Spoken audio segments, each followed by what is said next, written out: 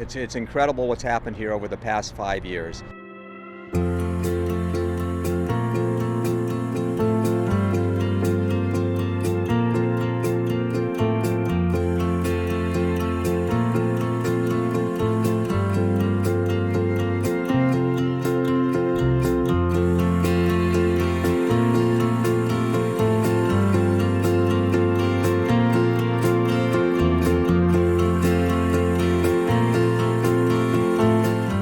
We started the major decommissioning work, or dismantlement work as we call it, in 2020. And since then, at that point we had 2 large, fully intact nuclear power plants standing here with fuel still inside some of the spent fuel pools. And so since that time, we've started the major decommissioning work, and we've made a tremendous amount of progress. That progress is visible throughout the site, where structure after structure has disappeared from the landscape, reduced to rubble and transported out of state, mostly by rail, to Clive, Utah and other locations. Early dismantlement targets were chosen for the space they would create. And these big power plants that you see here are placed on an area that's only 84 acres. Right now we're probably 50 feet from our fence line, the ocean itself, and actually a public walkway. We have the I-5 freeway several hundred yards away. Within 20 feet of the east side fence line in the demo work, we have an active substation switchyard facility. That's a very, very tight area to carry out the dismantlement of such a large power plant like this one.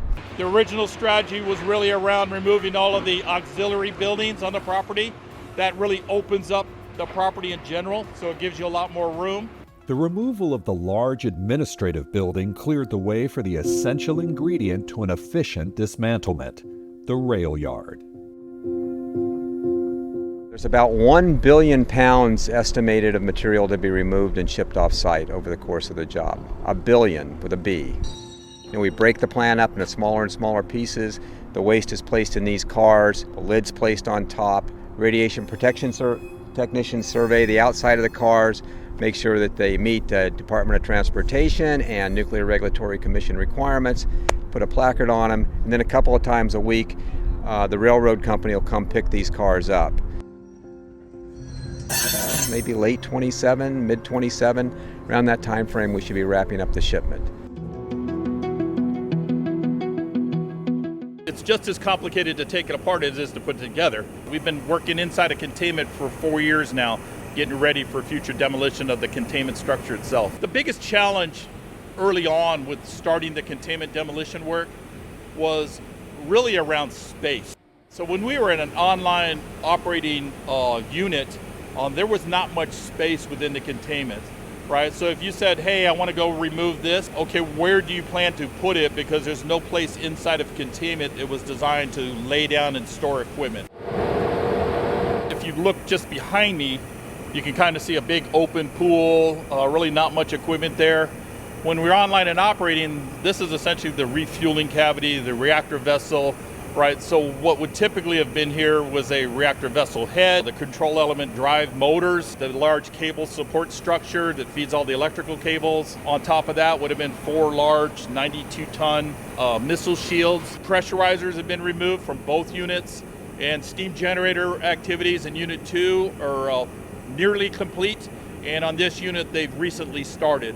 So they're making good progress in there, but those are 2 parallel activities to get to, I'll say, final conditions to allow us to demolish the containment structure itself.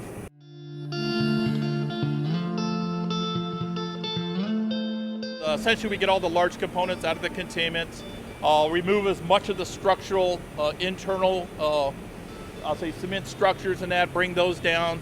And then when you actually get to the how do you bring down this containment structure, right? It's 3 feet thick of concrete, it's rebar, it's we got a steel liner plate through the whole thing.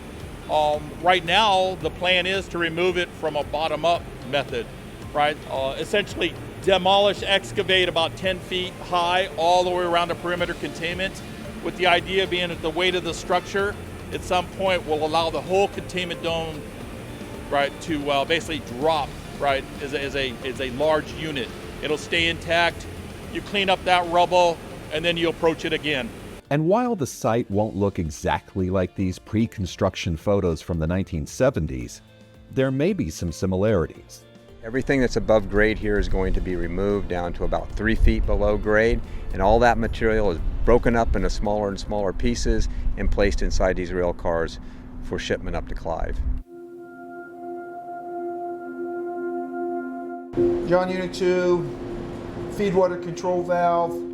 When the plant was operating, the control room was the nerve center of the plant. It was where everything was controlled from.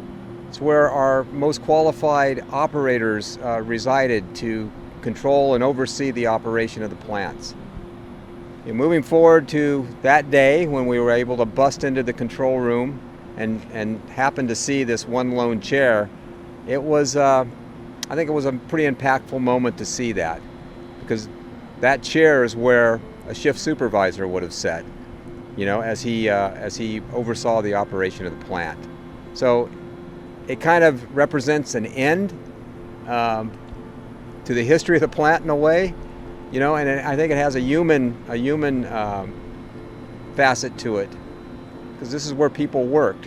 You know, it's a little bittersweet. I actually hired on its songs in 1981.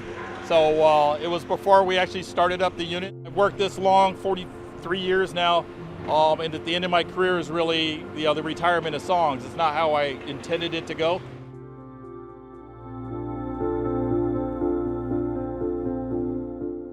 I think the other thing that's important for us, not only do we carry out this work safely for the people here working now and for the people that reside around the San Onofre plant, but it's also important to do this job right, because there is a future for nuclear power in this country, and it does produce clean energy, and showing that we can, and demonstrating that we can do this safely and environmentally in an environmentally sensitive way is very important to that.